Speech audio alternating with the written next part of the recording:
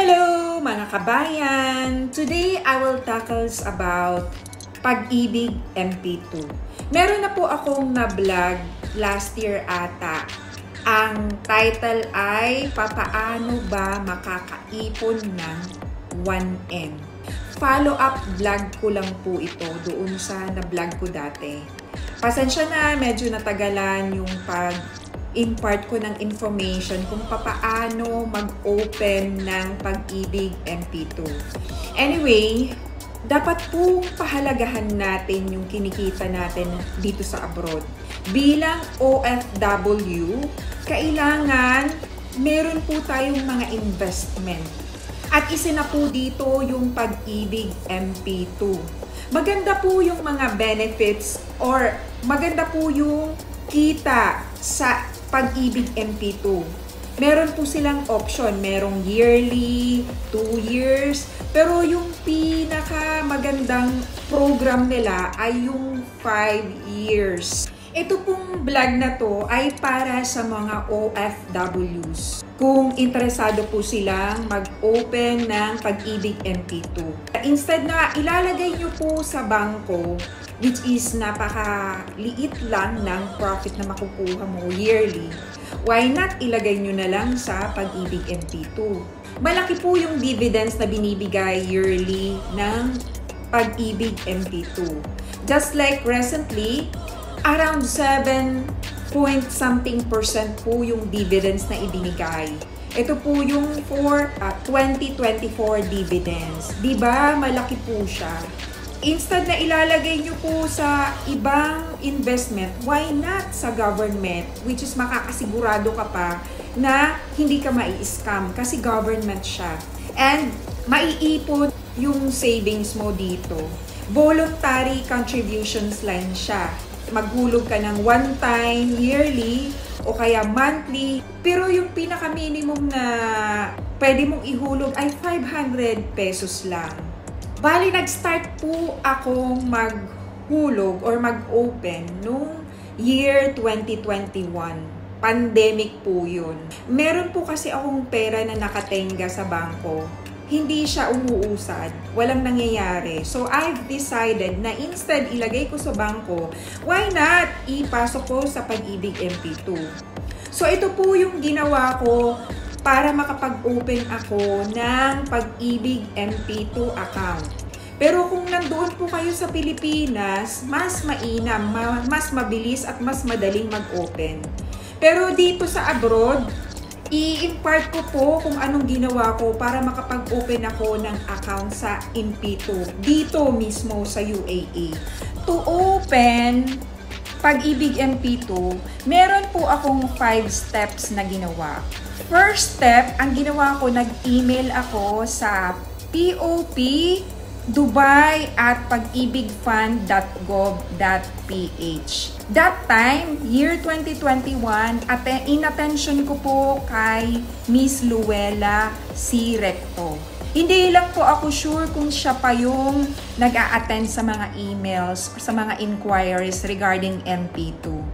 Pero nung nag-email po ako at nag-inquire, si Miss Luella po yung sinulatan ko sa email na POP Dubai at pagibigfund.gov.ph.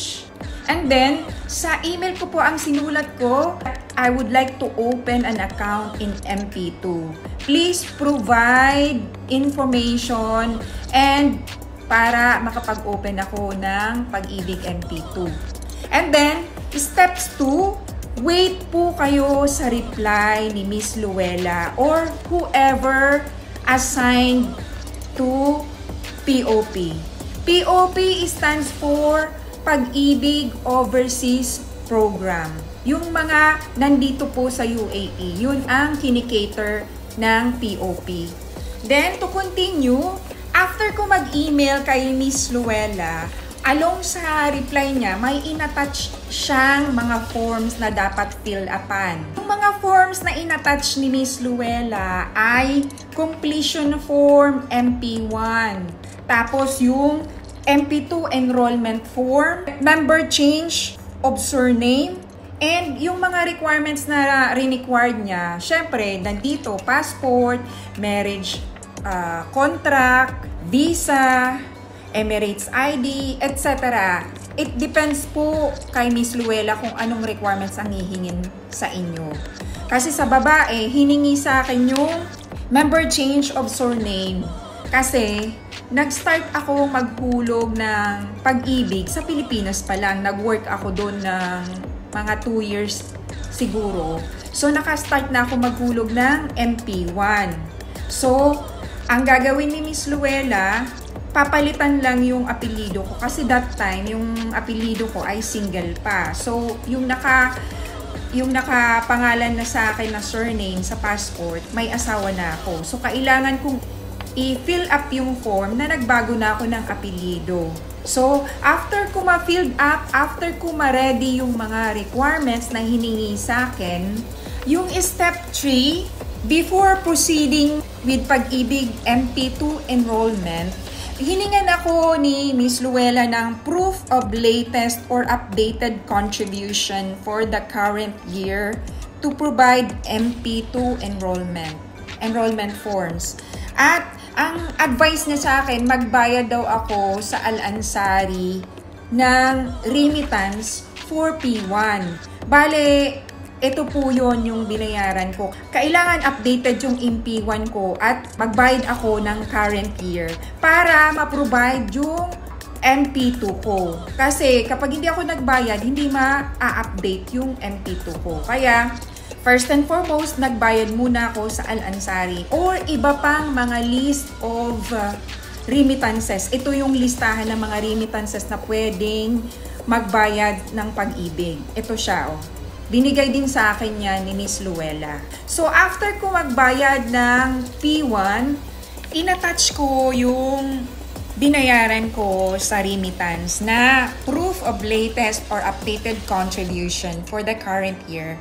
So, let's proceed to 4th step. Nung na-provide ko na yung mga hinihingi sa akin ni Miss Luella, binigyan niya na ako ng Pag-ibig mid number. Yung Pag-ibig mid number, kapag meron ka na nun, pwede ka nang magbayad ng Pag-ibig MP2 sa Al-Ansari or etc. na mga remittances na pwede mong puntahan para magbayad ng contribution. And the 5th step, nagbayad na ako ng Pag-ibig MP2. Yung first na hinulog ko, ito siya. Tapos, later on, after 3 years, last year lang, nagbayad ako ulit or in-update ko ulit yung P1 para makapag-open ako ng panibagong mid number. Kasi hindi pwedeng maghuhulog doon sa dati kong mid number. Pwede kasing marami kang account. After few years na nakapaghulog ka na, pwede ka mag-open ng panibagong mid number. Bibigyan ka nun after mo ma-update yung P1. And then nagbayad nga ako ng P1 at nag-update ako ng hulog ko. At naghulog ako ng panibagong contribution sa pangalawa kong mid number account sa Pag-ibig. Kahit ilan pwede. Kung gusto mong yearly kumuha ng mid number, pwede. And ang kinuha kong contribution ay 5 years. So, nag-start ako nung year 2021. Matatapos yung account ko on year 2026. And later on, I will tackles kung papaano ma-withdraw yung nag-mature na MP2. Wala pa kasi akong na-withdraw kaya hindi ko pa pwedeng i-impart. So, dito lang muna ako magko-concentrate kung papaano mag-apply ng MP2 account. Madali lang po. Medyo kailangan lang din talaga ng time mag-email, mag-provide ng mga requirement. Mas mainam na investment yung MP2 kasi sigurado siya na mamalakad yung government dyan. And hindi mapupunta kung saan-saan yung pinaghirapan mong kitain. Lalo na yung mga OFWs. Instead, ibili nyo po ng mga gadgets or kung ano-ano pang hindi naman mapagkakakitaan o hindi naman mag-earn ng profit. Or later on, nga ka kasi wala kang savings. Why not? Ilagay nyo na lang sa Pag-ibig MP2. Sigurado pa na may bubut-butin kayo sa tamang panahon. At saka, marami akong kakilala na OFWs, yung perang kinikita nila na uubos lang din sa padala sa pamilya. Hindi ko naman po sinasabi na huwag kayong magpadala sa pamilya nyo. Kaya lang, kapag kayo po ang nangailangan, sigurado po ba kayo na matutulungan kayo ng mga tinulungan nyo? Marami po akong kilalang tinulungan yung kapatid, pamangkin, pinapag-aral, lahat ng kinikitang sweldo, itinutulong sa pamilya. Nung time na magre-retired na siya, wala siyang savings. Pero meron nga siyang mga napatapos. Kaya lang yung mga napatapos niya naman, nag-asawa na, nagkaroon ng sariling pamilya, hindi na siya naalala. Kahit nung nagkasakit siya, wala siyang kapera-pera. Yung mga itinulong niya sa pamangkin niya, mga kamag-anak niya, walang nakaalala. Kaya kailangan, pahalagahan din natin yung kinikita natin. Hindi habang buhay malakas tayo, hindi habang buhay kumikita tayo. So habang kumikita, i-grab natin yung opportunity na makapag-save, makapag-invest. And sabi nga sa Proverbs 31 verse 25, she can laugh at the days to come. Ibig sabihin nun, tayong mga babae, kailangan din nating kumita ng pera, sarili natin, para hindi tayo umaasa sa asawa natin. Mag-invest, mag-save, kailangan paghandaan yung mga darating na araw. Hindi pwedeng malaki yung kinikita mo ngayon, ubus-ubus, biyaya, mamaya nakatunganga ka. So, kailangan din maging wais tayo. Bilang isang babae, kailangan malakas din tayong kumita. At hindi lang dapat kumita, kailangan i-invest mo at i-share mo din sa iba. Kung meron kang sobra, i-share mo din sa kapwa mo, makakatulong ka sa kapwa mo. At the same time, may savings ka, may investment ka, para sa darating na panahon, she can laugh at the days to come. Hindi ka matatakot, hindi ka mangangamba, just in case na magkasakit ka, which is talagang halos lahat naman ng tao nagkakasakit, meron kang bubunutin na savings. At instead na mag-isip ka kung saan ka kukuha ng perang panggastos sa ospital, ang iisipin mo na lang kung papaano magpagaling. Hindi yung papaano mangutang at saan mo kukuhanin yung perang gagamitin mo sa pagpapagamot. Yun lang po. Hope nakatulong po ako sa inyo. Have a nice day, everyone.